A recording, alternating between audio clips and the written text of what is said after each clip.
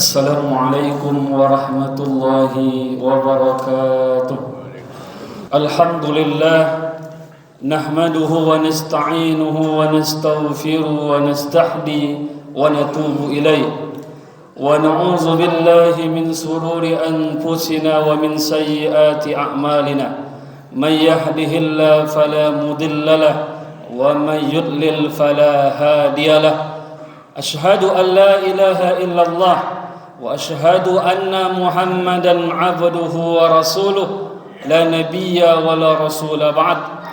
Allahumma salli wa sallim ala sayyidina Muhammad wa ala alihi wa ashabihi ajma'in. Faya ayyuhal hadirun al-mu'takifun rahimani wa rahimakumullah. Usikum wa nafsi bitaqwallah faqad fazal muttaqun. Fasma'u qawlahu ta'ala fi kitabihil karim wa huwa asdaqul qailin. A'udzu billahi minasyaitonir rajim. Bismillahirrahmanirrahim. Ya ayyuhallazina amanu la tas'alu an asya'a in tubadalakum tasukum. Wa in tas'alu anha hina yunazzalul Qur'an tubadalakum afallahu anha wallahu ghafurun halim. Sadaqallahul azim. Para hadirin, tamu-tamu Allah yang dimuliakan Allah Subhanahu wa taala. Sahabat Rasulullah, ashabun Nabi ridwanullah alaihim, ketika bertemu dengan Rasulullah, Rasulullah bertanya kabar kepada mereka, kaifa asbahtum, kaifa akhbartum, bagaimana kabar kalian di pagi hari ini, kata Rasulullah. Maka sahabat menjawab, asbahna ala fitratil Islam, kami pagi hari ini masih dalam keadaan beragama Islam yang fitrah. Ada yang menjawab, asbahna mu'minan billah, kami hari ini masih dalam keadaan beriman kepada Allah Subhanahu wa ta'ala. Artinya apa? Nikmat yang paling tinggi bukan nikmat kesehatan, nikmat panjang umur. Namun nikmat yang paling tinggi adalah nikmat yaitu beragama Islam, menyerahkan ke diri kepada Allah, menyembah hanya kepada Allah Subhanahu wa ta'ala. Sebab apa? Sia-sia saja umur kita puluhan tahun berbuat baik namun tidak pernah mengucapkan kalimat syahadat, maka kebaikan kita hanya terbatas di dunia saja. Bagi saudara-saudara kita yang non-muslim, yang kafir, mereka berbuat baik, maka kebaikan itu hanya dibalas di dunia saja, namun di yaumil akhirat mereka tidak dapatkan. Tapi orang-orang yang berislam, orang-orang yang mengucapkan kalimat syahadat, orang muslim, ketika mereka berbuat baik, memberikan manfaat di dunia ini, mereka dapatkan balasan, dan di akhirat berlipat ganda lagi balasan yang Allah berikan kepadanya. Dan semoga Allah Subhanahu wa ta'ala istiqamahkan keimanan kita sampai Allah mencabut nyawa kita dan kita mengucapkan kalimat tauhid, kalimat iman tersebut, la ilaha illallah. Salawat dan salam kepada Rasulullah sallallahu alaihi wasallam. Semoga juga sampai kepada sahabat-sahabat Rasulullah. Semoga juga sampai kepada keluarga Rasulullah, Ahlul Bait, kepada intrah Rasulullah, kepada zuriat Rasulullah, keturunan Rasulullah sallallahu alaihi wasallam, yang mana keturunan Rasulullah ini bertahan sampai hari kiamat nanti. Sebagaimana hadis yang Rasulullah sampaikan, kullu sababin wa nasabin munqati'un yaumal qiyamah. Setiap sebab dan nasab itu akan terputus sampai hari kiamat, illa sababi wa nasabi, kecuali sebab saya dan nasab saya. Artinya keluarga Rasulullah, keturunan Rasulullah akan hidup dan ada selamanya di dunia ini sampai hari kiamat nanti, sampai lahirnya Imam Mahdi yang mana keturunan Rasulullah sallallahu alaihi wasallam. Kita bersalawat kepada mereka. Allahumma salli ala sayyidina Muhammad wa ala alihi wa ashabihi ajma'in. Bersalam kepada Rasulullah, assalamu alayka ya Rasulullah.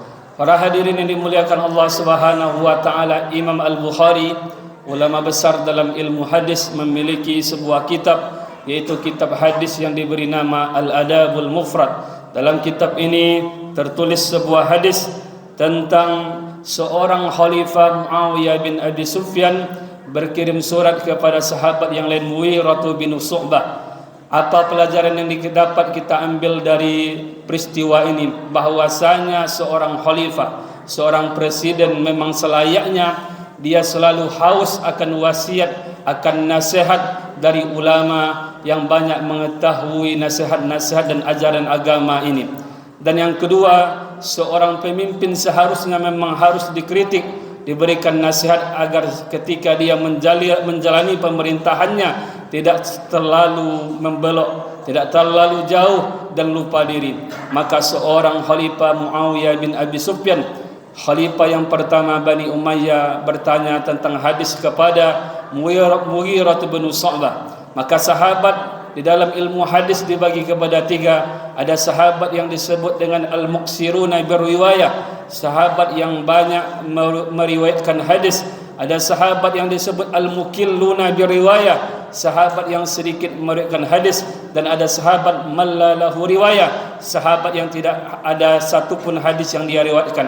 Maka sahabat-sahabat seperti Muawiyah bin Abi Sufyan, Khalid bin Walid, yang mana hidup mereka habiskan dalam pemerintahan, di peperangan, mereka bertanya kepada sahabat-sahabat yang banyak mengetahui hadis Rasulullah sallallahu alaihi wasallam. Maka Mughirah bin Syu'bah menulis hadis tentang tiga larangan Rasulullah sallallahu alaihi wasallam. Sami'tuhu yanha an kasratis su'al wa ida'atil mali wa an qila wa qala. Rasulullah melarang tiga hal. Yang pertama, banyak meminta atau banyak bertanya. Yang kedua, menyia-nyiakan harta. Dan yang ketiga, menyebarkan berita hoax. Maka inilah tiga bentuk larangan Rasulullah sallallahu alaihi wasallam yang kita bahas satu persatu. Yang pertama, Rasulullah melarang kita an kasratis su'al. Maknaan dari an kasratis su'al ini adalah banyak meminta sesuatu yang mana kita tidak layak mendapatkan hal tersebut. Meminta jabatan, meminta pangkat, padahal kita belum layak untuk mendapatkan jabatan dan pangkat tersebut.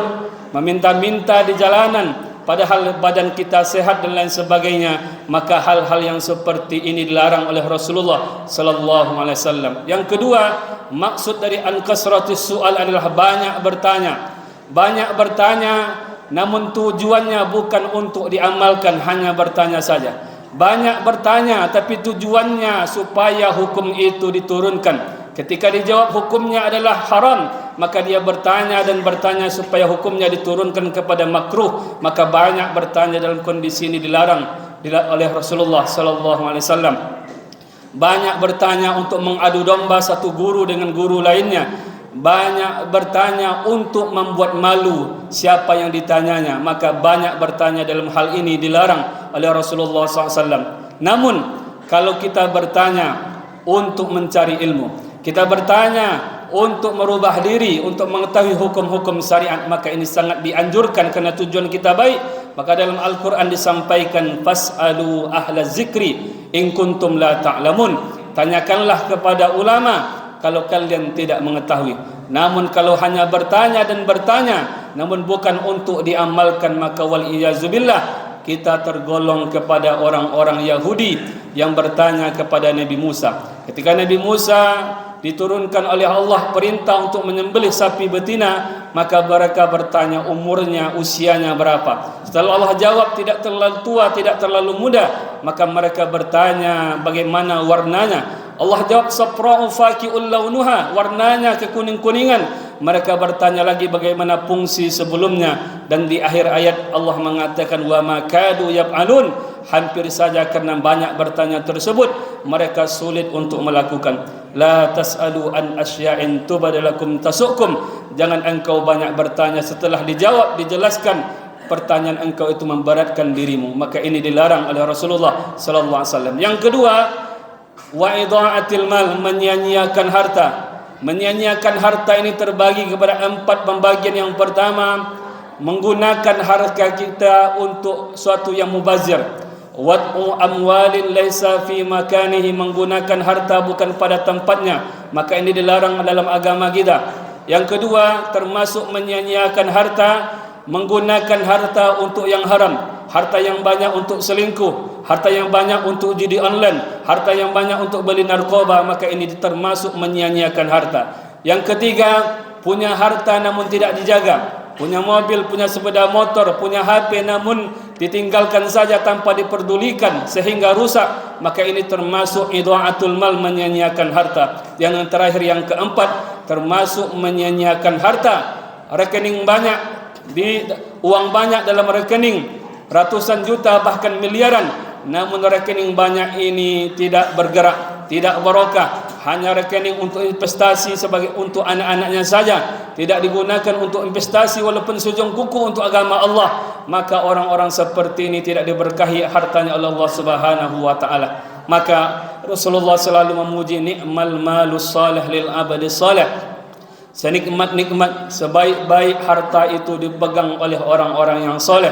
Ketika orang-orang yang soleh, orang kaya yang soleh, maka selesailah agama kita. Pembangunan masjid selesai, pembangunan musholla selesai, ada anak-anak yatim, anak-anak yang memerlukan untuk pendidikan, maka selesai oleh orang-orang yang soleh, orang-orang yang kaya. Maka menjadi orang-orang yang kaya sangat dianjurkan dalam agama kita, karena menjadi kaya banyak membantu orang lain, dan kita mendoakan orang-orang yang kaya tersebut adalah orang-orang kaya yang soleh, yang mana dipuji oleh Rasulullah sallallahu alaihi wasallam. Dan terakhir, kaum muslimin dimuliakan Allah Subhanahu wa taala, yang dilarang oleh Rasulullah adalah wa ankila wa qala, menyebarkan perkataan kata orang alias berita yang tidak kita ketahui sumbernya. Bahasa modernnya sekarang berita hoax. Maka di dalam Al-Quran dikatakan, in ja'akum fasikum binaba'in fatabayyanu, kalau datang berita dari orang fasik, fatabayyanu, maka engkau telitilah terlebih dahulu, klarifikasilah terlebih dahulu sebelum menyebarkan berita tersebut. Sebab sebentar lagi kita akan memasuki pilkada, pemilihan kepala daerah, maka jangan sampai karena berbeda pilihan kita memburukkan pilihan orang lain dengan menyebarkan berita-berita hoax, yang mana berita hoax ini akan merusak persatuan kita yang selama ini kita jaga. Satu agama diadu dengan agama yang lain, satu suku diadu dengan suku yang lain, satu bahasa diadu dengan bahasa yang lain, maka negara kita terlalu mahal dari ambisi nafsu hanya sekali 5 tahun. Maka umat Islam harus pintar dalam memilih, jangan sampai kita jatuh kepada berita hoax, yang mana berita hoax ini menghancurkan persaudaraan kita sesama muslim dan sesama negara Republik Indonesia. Semoga Allah menjaga kita, semoga kita terbebas dari 3 bentuk larangan Rasulullah, yang mana larangan ini ditulis oleh Mughirah bin Syu'bah, disampaikan kepada seorang raja, Muawiyah bin Abi Sufyan. Yang pertama, banyak meminta, banyak bertanya. Yang kedua, menyia-nyiakan harta. Dan yang ketiga, menyebarkan berita hoax. Fa'tabiru ya ulil absar la'allakum tuflihun.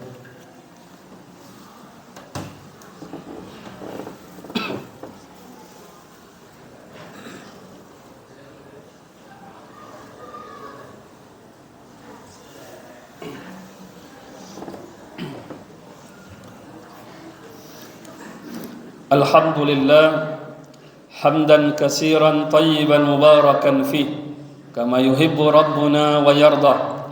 Asyhadu an la ilaha illallah wa asyhadu anna Muhammadan abduhu wa rasuluh la nabiyya wa la rasula ba'd. Allahumma salli ala sayyidina Muhammad wa ala alihi wa ashabihi ajma'in.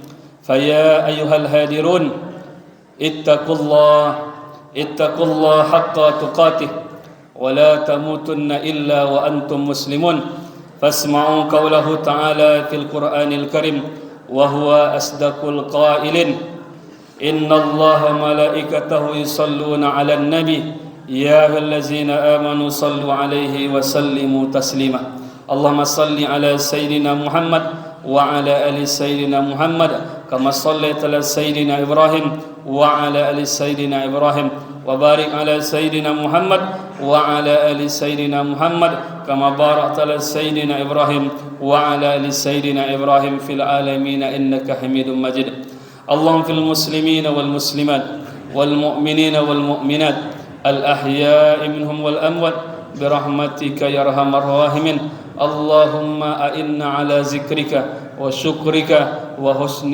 عبادتك اللهم إنا نسألك الهدى والتقى والعفاف والغنى يا مقلب القلوب ثبت قلوبنا على دينك يا مصرف القلوب صرف قلوبنا على طاعتك يا محول الأحوال حول أحوالنا على أحسن الحال اللهم انصر إخواننا المسلمين والمجاهدين في فلسطين اللهم انصرهم وثبت أقدامهم اللهم أعز الإسلام والمسلمين وأذل الشرك والمشركين ودمر أعداءك أعداء الدين ربنا هب لنا من أزواجنا وذريتنا قرة أعين واجعلنا للمتقين إماما ربنا آتنا في الدنيا حسنة وفي الآخرة حسنة وقنا عذاب النار عباد الله إن الله يأمر بالعدل والإحسان وإيتاء ذي القربى وينهى عن الفحشاء والمنكر والبغي يعظكم لعلكم تذكرون